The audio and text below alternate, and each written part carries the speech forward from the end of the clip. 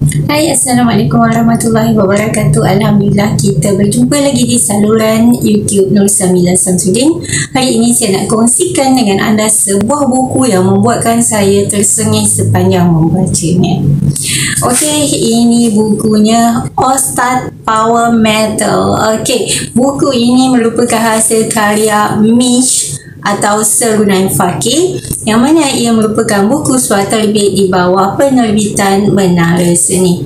Buku ini mengisahkan seorang ustaz bernama Osman yang mengajar di sekolah pondok yang tidak mempunyai pendidikan tinggi. Bila sekolah pondok itu ditutup, dia tak tahu nak pergi mana, tak tahu nak cari kerja apa.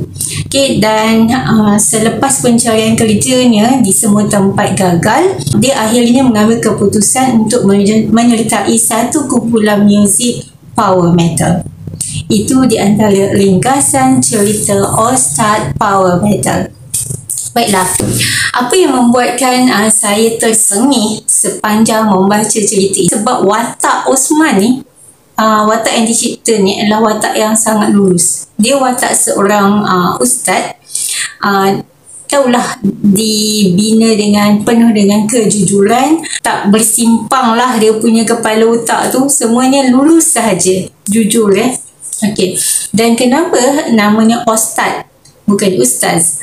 Okey, Ustaz tu adalah gelaran nama watak, iaitu Osman, nama dia Osman, orang panggil dia, ada yang panggil Man, ada yang panggil Os.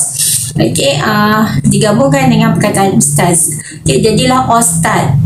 Dan ustaz-ustaz di pondok itu semua manggil dia Ustaz juga. Begitu juga dengan anak muridnya. Rasanya macam panggilan tu lebih mesra untuk Osman Okey, itu satu part lah masa dia di sekolah pondok. Dan apabila dia menyertai audition untuk kumpulan power metal ni, saya ingat dia ni ada latar belakang lah sebelum ni menyanyi lagu power metal ke apa ke, heavy metal ke apa. Tapi rupanya tak. Dia, watak ni memang kosong. Dia memang tak tahu apa-apa. Tetapi kerana keterdesakan, dia berusaha untuk menjiwai, iaitu dia study YouTube, dia study apa itu power metal, apa lagu-lagu power metal. Kita sendiri yang tak ada pengetahuan tentang muzik-muzik underground ni, kita mungkin mengatakan bahawa heavy metal ke power metal ke black metal ke, okey, dan sebenarnya banyak metal Dan bila baca buku ni kita boleh tahulah dia sebenarnya ada perbezaan di antara semua metal-metal ni. Power metal, black metal, heavy metal dan ada folk metal. Osman ni dia study rupanya. Dan dia seorang yang macam saya kata tadi, dia watak ni dibina tidak berpendidikan tinggi sehingga sukar mendapat pekerjaan lain bila dia sekolah pondok tempat dia mengajar, tempat dia mencari rezeki tu ditutup. Okay, jadi dia tak pandai bahasa Inggeris tapi dia boleh bawa lagu bahasa Inggeris dengan penuh jiwa metal dia, power metal. Okay, kita lihat kat sini satu yang nak ditunjulkan oleh penulis ialah kalau kita bersungguh kita akan berjaya. Okay, Allah dah bagi kita orang kata kelebihan. Macam Osman ni ada kelebihan suara dia sebab dia biasa bertaranum semua tu, berzikir, alaungkan azan. Jadi bila dia melaungkan sesuatu yang berbeza, masih sedap. Okay, itu kelebihan dia. Dan dia cuma perlu berusaha untuk menjiwai sesuatu yang baru yang selama ni dia tak pernah jangkau pun dalam fikiran dia. Dia akan sampai ke satu pekerjaan yang sebegitu, penyanyi kumpulan power metal. Okey, apa lagi yang menarik tentang cerita ni? Macam saya kata tadi, saya sengih baca buku ni sebab kelulusan watak Osman ni. Dialog-dialog yang dibina di dalam buku power metal ni sangat mencuit hati. Anda bayangkan dalam kelompok mat-mat power metal underground ni, orang bercakap bahasa apa kan? Tiba-tiba ada seorang manusia yang lulus dalam kalangan mereka. Dan dia punya dialog tu memang lucu lah. Okay, saya tak nak cerita lanjut lah sebab kalau anda baca anda akan feel sendiri. Okay, dan memang kelakar lah, sangat kelakar. Kau cakap macam ni, dia faham macam ni. Kau cakap macam ni, dia macam blur. Tapi dia nak join. Dia macam, apa ni? Okay, jadi macam, ya Allah, lucu sangat tau. Dan cerita ni, dia ada message. Okay, satu yang saya dapat lah, kita tak boleh judge orang. Walaupun orang tu berpakaian sedemikian, rambut panjang, baju ada gambar setan semua tu, tetapi kita tak tahu apa background orang. Okay, dan Osman ni membuktikan bahawa walaupun dia menyertai kumpulan sedemikian yang mana ahli-ahlinya digambarkan watak-wataknya ada yang tersasar lah, tergelincir daripada landasan agama. Okay, tetapi mereka sebenarnya boleh dibimbing, dan Osman ni Tuhan lorongkan dia ke situ untuk menjadi seorang pembimbing. Dan yang bestnya, ada satu dialog yang boleh saya kongsikan dengan anda. Sewaktu dia nak mulakan konsert, dia bagi salam dan kemudian dia tanya, dah solat ke belum, pada audience dia. Ya Allah, masa tu saya macam Allahu Akbar. Macam kelakar pun ada, macam tersentuh pun ada. Okay? Dan ada banyak lagi sebenarnya babak-babak yang sangat menarik yang dinaikkan oleh penulis, yang mungkin kita tak terbayang sewaktu konsert benda macam tu berlaku. Okey, dan juga dialog-dialog cara mana Osman ni membimbing rakan-rakannya yang banyak tersasar tu. Pada saya tertib lah.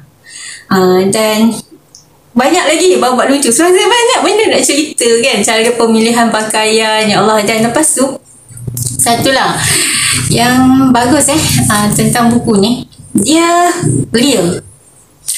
Penggunaan bahasa dia pada saya dijiwai dengan baik oleh penulis. Sebab masa dia berada babak masa dia jadi ustaz dekat sekolah pondok, banyak istilah-istilah yang kalau kita tak pernah tahu atau tak pernah study tentang bahasa-bahasa yang orang gunakan sewaktu di sekolah pondok, kita mungkin tak boleh masukkan dalam penulisan ni.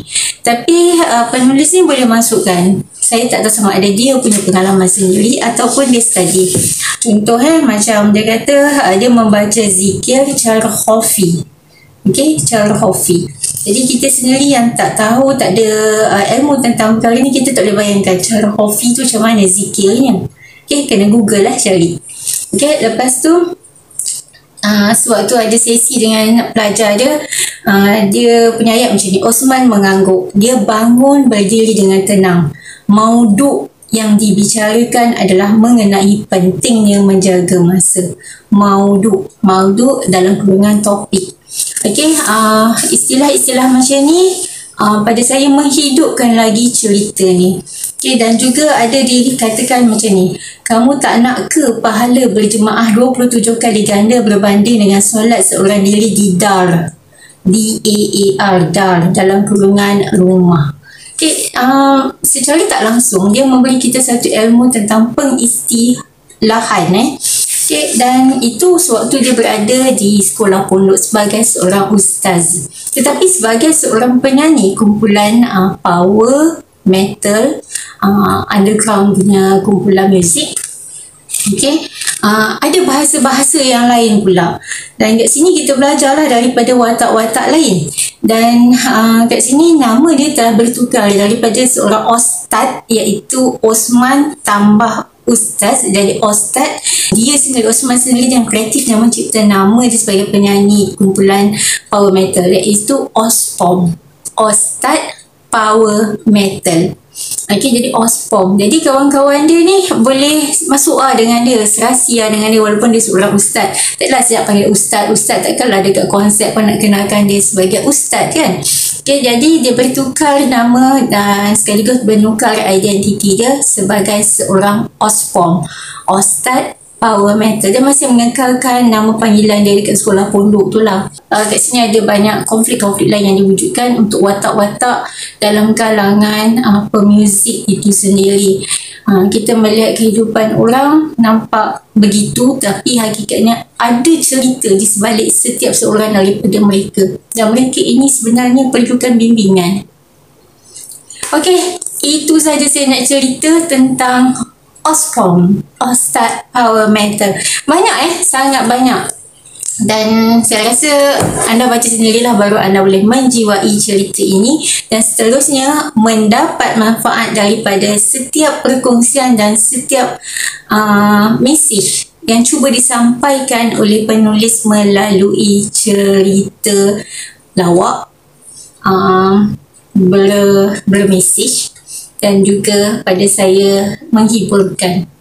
Okey, sekian dulu ulasan buku Ustaz Power Metal karya Mish terbitan Menara Seni. Anda boleh dapatkan buku ini dengan menghubungi penulisnya sendiri, Mish, atau penerbitan Menara Seni. Okay, terima kasih kepada Mish kerana memberikan saya kopi review untuk saya baca dan menjiwai cerita Osborne. Sekian, Assalamualaikum warahmatullahi wabarakatuh.